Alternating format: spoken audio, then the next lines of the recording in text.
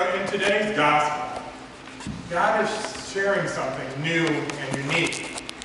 Quote, Jesus is on the road to Jerusalem, teaching his disciples and occasionally the crowds that he attracts along the way. After sharing the parable of the rich fool, which we heard last week, Jesus urged his disciples to dwell on no earthly concerns. Therefore, I tell you, do not worry about your life, what you will eat, or about your body, what you will wear. Instead, strive for God's kingdom, and these things will be given to you as well. In today's passage, and in light of such faith and trust, Jesus now invites them to give all they have away. And in the verses that follow, to look for Christ's imminent return. The edge in the last verses, reward for those who are ready, and what feels like a thinly veiled threat to those who are not, only heightens a sense of expectancy, that tension around Jesus' instructions that as soon as he's gone, he's going to return. So basically, Jesus is coming up busy. We've all seen that bumper sticker. It brings a sense of humor to the situation. But as I read this and reflected on it, there seems to be a lot in these 3 paragraphs. We have been walking this road with Jesus for a while now. We have heard his message. We have seen his acts.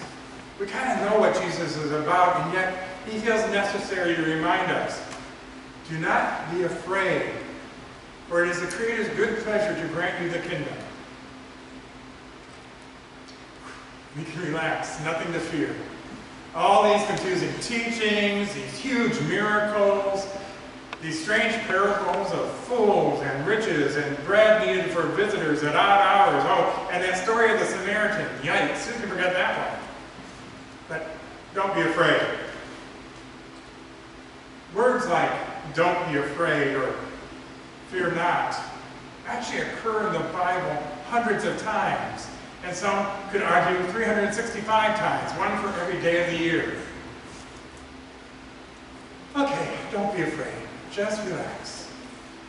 And sell everything. Wait, what? Jesus, you make this so hard sometimes. Maybe it wouldn't seem so daunting if we heard a rephrasing.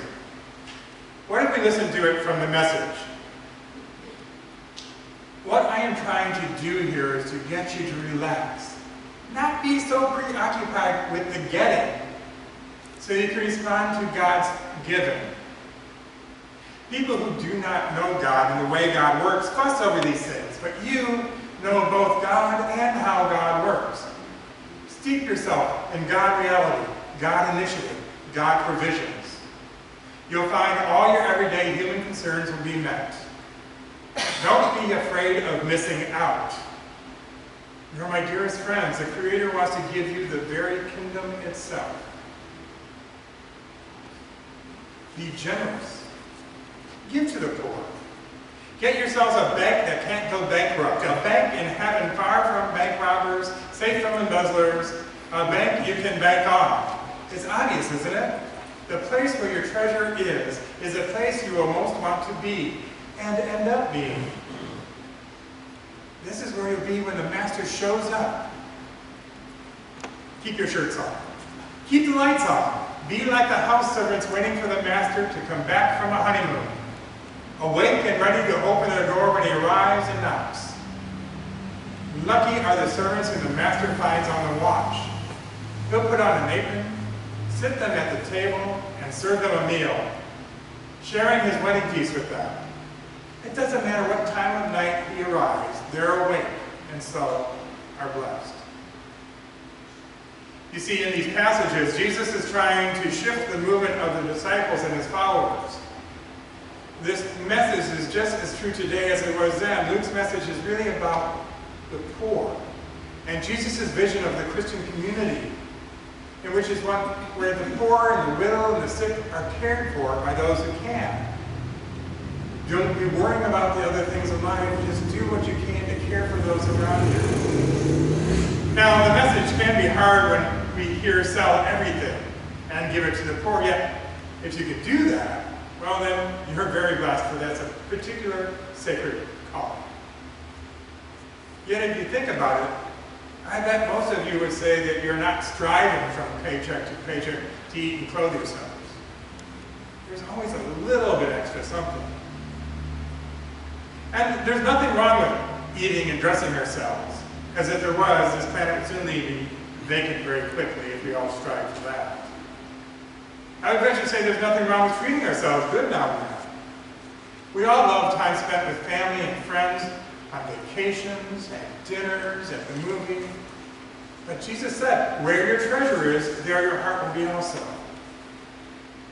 And I suspect that treasure is not the fancy clothes, or a good steak, or a great movie, nor a long road trip. The treasure is the love of the people we share it with. It is through that love, our closest friends and or family, that we learn how to share what has been gifted to us. It is then, in turn, through love of each other, that we can educate and learn of what love of God looks like, and what the kingdom of heaven looks like. We learn that we are called to spread that love, and even to the oddest of strangers, in order to help bring heaven here on earth. And in Christ's parable, at the hours of hours, sell everything. Actually, my everything I can't sell. I can give it away, but I can't sell it, because my everything, well, let me put it this way. I had the opportunity to serve as a chaplain after the devastating fires in Northern California, and I was part of a group of 8 that were allowed in the neighborhood as residents returned to find anything left. It was an astounding sight. Nothing but ash. Burnt out cars, a few odd trees, an odd pipe going up a story high with a bathtub still attached to it, yet nothing else left of the building. It was just rubble. And people were looking for remnants of their lives. They're not looking for anything of monetary value. They were not looking for prize coin collection or their trophies. They were looking for grandma's teacup or a wedding ring. A few times I would hear, "I found Jesus," usually referring to the figurine from their nativity set. I'm not sure how much of that sentimental value was in the fact that people brought it to my attention because I had the collar on. What people were looking for were symbols of love shared. They were looking for any sign of love in that what was pure chaos. Any sign of love in the midst of chaos. One commentator shares this story. I led 31 students on a trip to the Holy Land. One of the most memorable experiences was at the Church of the Beatitudes, the place where possibly Jesus gave his Sermon on the Mount. And during the reading of the Sermon on the Mount, specifically 6:26, look at the birds of the air. They neither sow nor reap nor gather into barns, and yet our Heavenly Father feeds them. Are you not more of value than these? This gorgeous green tropical-looking bird emerged from a hole in one of the trees. Suddenly this verse made sense. Jesus' sermon was not hypothetical. He stood in a place such as where we were thinking about what his disciples needed to hear. Not advice, not memory verses to be tested on later, not WWJD, what would Jesus do, Proverbs, but words that when heard again, when the disciples are sitting around wondering what to do, they might look up and see a bird, such as the one we saw that day, and remember one another. Remember when Jesus said, and the words they remember Jesus saying will not just be words from way back when Jesus was around, but words that continue to impress, inspire, uphold, and matter. And not just the words, but the companionship and the love that were shared in that moment. So in that moment of chaos, as people returned to scenes of the fires, we, other human beings, became the provider. These people who lost everything were suddenly the birds in the air, and we offered them comfort, companionship, food, and resources. I can't sell my everything because my everything in reality is love, and that we can give away. The call to be dressed for action is in many ways what we do as a congregation. We are dressed for action. People come to our door seeking food, comfort, and assistance. When we are in need, as individuals, we know that our congregation will reach out with comfort and food and cards and phone calls and assistance, sometimes to the point of annoyance. We are really good at that. We feed the hungry. We visit the sick and the infirm. We seek to offer care and support as needed, sometimes beyond what is asked for if we can. Be dressed for action. Many of us are dressed for action and do not even know it. In my research, I read, when Jesus declares, where your treasure is, there your heart also be. He says that we can train our wills and our ways of thinking for ways of thinking. For that is what the heart symbolized in this culture. Through the ways we use our money. Spend it all on yourself, guess where your heart will go. Give it to those in need, your heart will go where God wants it to go. Moreover, your heart will find God in the process. For there, in the sacramental aspect through charity, in which God becomes present to the givers through those who receive, need their gifts. Now, the pastor is preaching about giving money, and he said he never would. Hear those of you who will listen, I disagree with this statement. But if we rephrase it to currency, hear the shift. When Jesus declares where your treasure is, there your heart will be also, he says that we can train our wills and our ways of thinking through the ways we use our currency. Spend it all on yourself, guess where your heart will go. Give it to those in need, your heart will go where God wants it to go. Sounds the same, doesn't it? Or doesn't it? What is currency? Let's hear from Eric Law. Eric Law is an Episcopal priest who provides comprehensive training and resources for churches and their ministries. He's founder of the Kaleidoscope Institute in LA, and I've had the opportunity to hear him speak a few times. He says the word currency comes from the medieval Latin word currentia, which literally means a flowing, and from the Latin word currere, which means to run or flow. It was John Locke in 1699 who first used the word currency to refer to circulation of money. Since then, the word currency in English language has been used most often, referring to money. Merriam-Webster defines currency as something that is in circulation, as a medium of exchange. If I were right on that something definition, he says, and explore the concept of currency beyond money, from the example of his own family business and formation of Kaleidoscope Institute, he says, there were certainly other currencies besides money that were in circulation as mediums of exchange, which made ministry sustainable. When I researched different sustainable ministries and how they function, the key question was, what other currencies are flowing through this ministry? As I learned more and more about what made these ministries sustainable and missional, several currencies, mediums of exchange, kept surfing, rising to the top as keys to their success. And what are those currencies? Time and place, gracious leadership, relationship, truth, wellness, and finally on the list is money. It's on the bottom of his list. Currency of time and place, paid and volunteer time that leaders and members offer to the church or ministry. People are coming and going here all the time. I can't keep track. Because they're volunteering their hours. They're doing something. They're taking care of some kind of church business. I expect sometime around the time I'm ready to retire 10 to 15 years from now, I might have figured out what each and every one of you do. But you don't announce it. You just do it.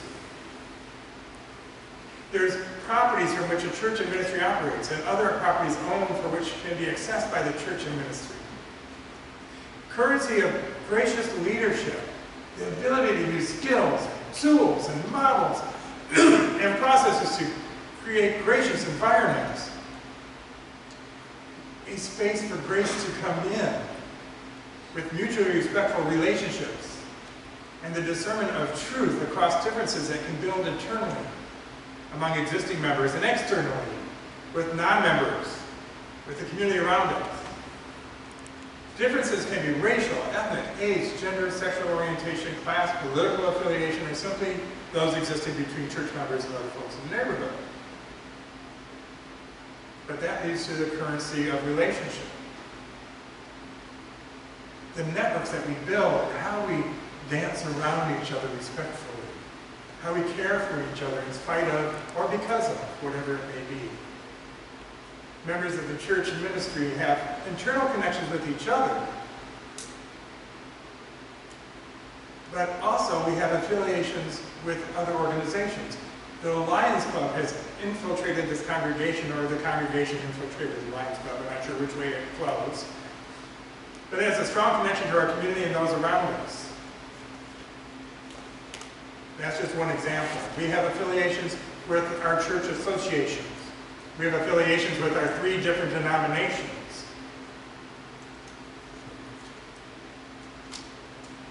Let's see. He says external connections include constructive relationships with non-members, different racial, cultural, ethnic groups, people with resources, people in need in the community, civic community leaders, ecumenical interfaith partners, community and civic organizations, and local businesses. If you think about it, somebody here is a connection with every single business in this town. Somebody knows the owner of one of the businesses very personally. Somebody knows the guy running the counter very personally. Somebody knows the person behind the fire in the kilns personally. Then there's the currency of truth. The currency of truth is unique as it speaks to being able to articulate individual and corporate truths. So being able to express the experience of the different individuals and or groups that one encounters in ministry. Speak the truth of their internal experiences and their personal relationships. In other words, I can give you an example. There's a person who I visit at one of our convalescent centers who gives me the time to be with him for a few moments. But there is somebody else in our congregation who will come back and say to me, he might have told you this, but this is what's really going on, because they have that relationship. They can speak his truth because they know him much deeper and much stronger and much closer. And she'll know when he doesn't want to tell me something because it might be too much of a burden, or he doesn't want people to pay attention to that. And there's other relationships, you know how it goes. You know something about somebody and what they really need, but they're never going to say it out loud. I can speak the truth of what I experienced and saw at the fire site. I cannot express what the neighborhood experienced as a community. I had to rely on the others to express that to me. And then finally, there's a currency of wellness. So this is the currency of being whole. Wholly present, wholly engaged. If you're an anxious presence in the face of disaster, that being at the site itself is not a place for you. If going to a place where the fire occurred might get you all worked up and might be too much and overwhelming for you, and you know that, that's a sense of wholeness.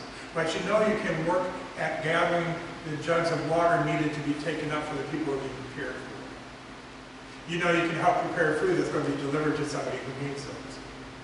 Maybe you can't visit a nursing home or even step foot in a hospital because it's too much for you. But you know you can call me because I would do that. It's a currency. The currency of wellness is not only knowing our limits, but it's also knowing how to nurture ourselves.